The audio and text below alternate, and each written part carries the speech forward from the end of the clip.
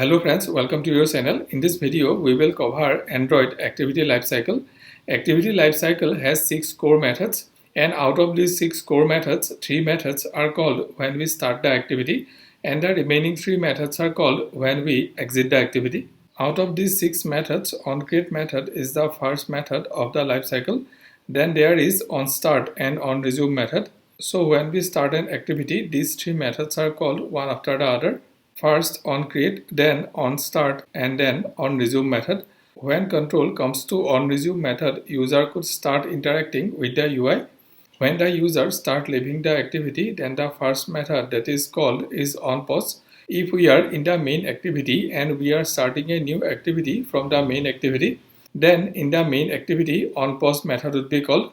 And when we will press the back button on the other activity, we will come back again to the main activity, and at that time in the main activity onResume method would be called. Other two methods are onStop and onDestroy.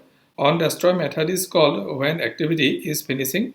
OnCreate and onDestroy methods are opposite methods because in onCreate method system create the activity and in onDestroy method system finish the activity.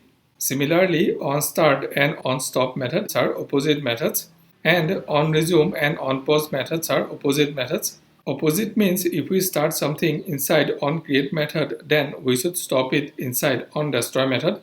If we start something inside onStart method, then we should stop it inside onStop method. If we start something inside onResume method, then we should stop it inside onPause method. Thank you for watching this video. I keep uploading videos like this regularly. If you like this video, please subscribe to the channel and like and comment in the video.